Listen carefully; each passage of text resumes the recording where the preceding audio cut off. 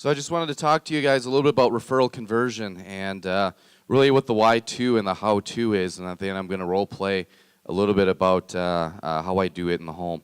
So why do we do it? Have you guys ever struggled in any of the three areas of production, ALP per sale, close ratio, activity? Any of that can all be solved with referrals. I've had a secret for a long time. When I got top 10 last year, do you guys all want to know what that secret is? All right, write this down. Have more leads than everyone else. It's that simple. How good do you feel when you show up to booking with 40 leads? I mean, you're there for 4 or 5 hours, calling the same people for 40 hours or 4 hours, versus you show up with like 400 or 500 leads. You can work anywhere in the state. You've got referrals everywhere. So that's the big secret. I try to keep it to myself, but sometimes you really can't hide all the paper when you show up to the office, right? So it's especially important for the new MGAs in the room, because now that you guys are MGAs, that big important next step is taking care of the people below you. You have to have those resources really to provide and feed the rest of your agency. This year, I really I gave all my lead credits away to the people that I work with, because I know they need them the most. So really making sure you're emphasizing, and providing for your agency as well. So I'm going to talk a little bit about the how-to, and then I'm going to go right into role-playing that for you. So people are more apt to give referrals when they feel when they're privileged to, rather than they should. So they're going to be more likely to do it when they feel like they've earned the right to do it, versus you're a good salesman or whatever. So write this down. Emphasize the permanent benefits, not the no costs.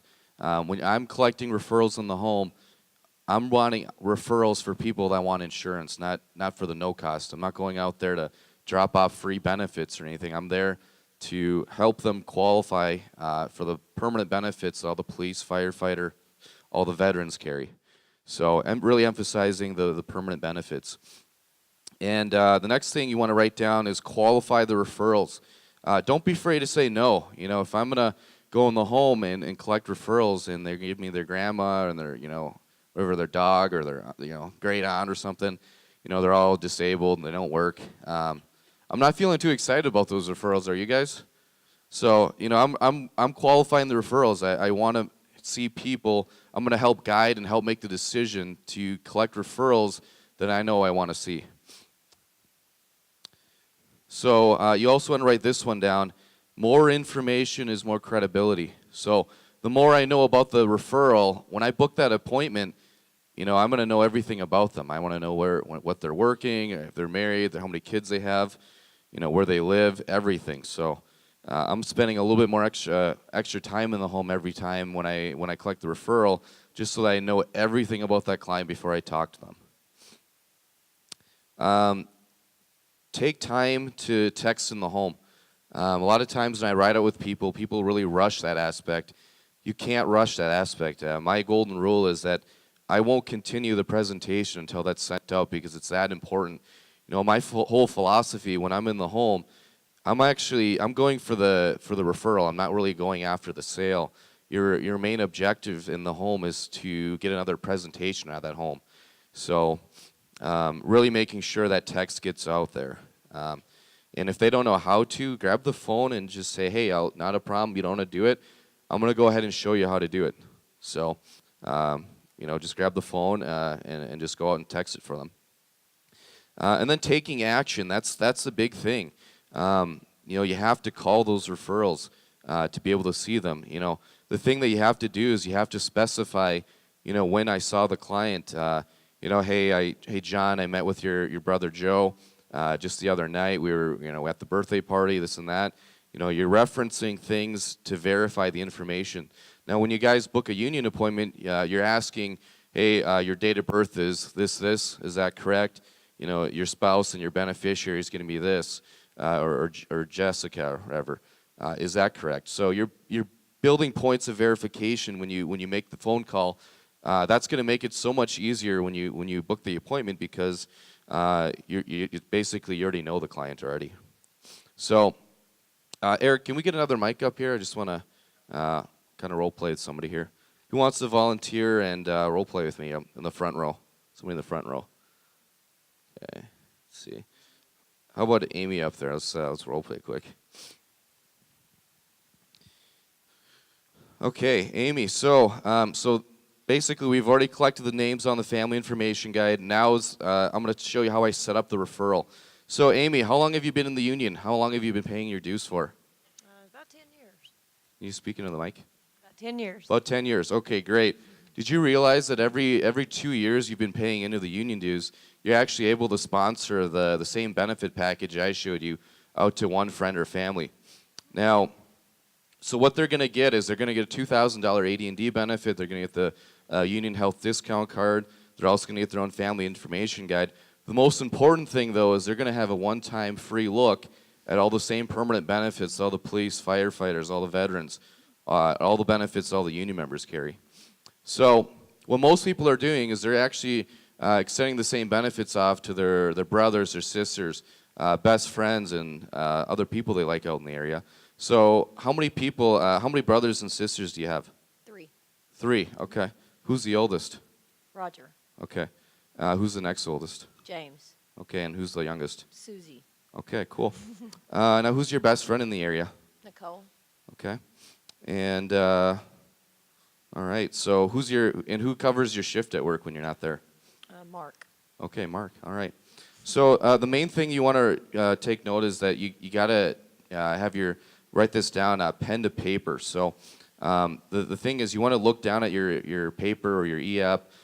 You're collecting the names and you're not looking back up until it's done. It might seem a little awkward, but it's more awkward that they're not giving you the names because everybody gives you the names, right? So make it awkward if, you don't have to make it awkward. It's awkward when they don't give you the name. So really pay close attention and, have the pen and paper. So I kind of ran through how to collect the referral. The most important thing is we're collecting the details on everything. So what do they do for work? Who's their spouse? What do they do for work and everything? So I'm also going to tell you the main thing that's really separating my referral collection with a lot of other people out there is I'm actually swinging twice in the home. So I'm collecting the referrals once at the end of the family information guide, and then at the end of the presentation, I'm going to go ahead and collect a second time in the home. So I'm gonna give you guys my one-liner that I do at the very end of the presentation. So Amy, now you can tell there's a lot more of you than there are of me out here, right? And you said you weren't too involved in your union, right? Right. Okay. Well, I'm gonna go ahead and do you a favor. Go grab your phone. We're gonna go ahead and make sure we take care of all your best friends at work. So I'll go wait and do that while you do that. Okay. So that's pretty much my one-liner. I've netted another 2 or 3, good friends at work as far as people that don't get very involved in the union. You're really there to help educate and help them catch up on some of the information they've missed out on. So I really want to make sure that I'm taking care of all those other people because I know what their income is. I know what they do for work. It makes it pretty easy when you already know everything about the client as far as what they do for work, what kind of hours they work, what their pay is and everything. So that just builds up more credibility. So, but that's pretty much everything I have for you guys. Just to kind of recap, the why is you want to have more leads than everybody else. The key areas of the business, that's the 5th area. You can't have production without any form of resources, right? And, you have a question?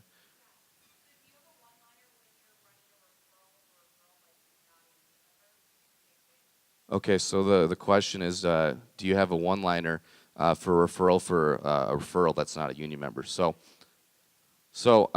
same thing. I go out in the home and I say, you know what, Joe, Amanda really liked you, so she saved you 5 union sponsorships. So you're actually able to sponsor out the same people, the same benefits off to those same people. So, but yeah, the main thing is taking action, qualifying those referrals, making the decision and help guiding their referrals. You know, if they're giving you their grandma or their friend that's out of state, you know, you got to make fun of them a little bit. Hey, I'm sure they wouldn't be able to get to you the same day, right? Or, you know, if they give you their grandparents, you got to be like, hey, you know, they're probably, you know, they're a little bit older than you, right? So just making the decision and help guiding them, and making the decision on who you want to collect as a referral, and really referencing back and verifying points of information on the phone. So that's everything for you guys. So hope this helps you guys. Have a good one.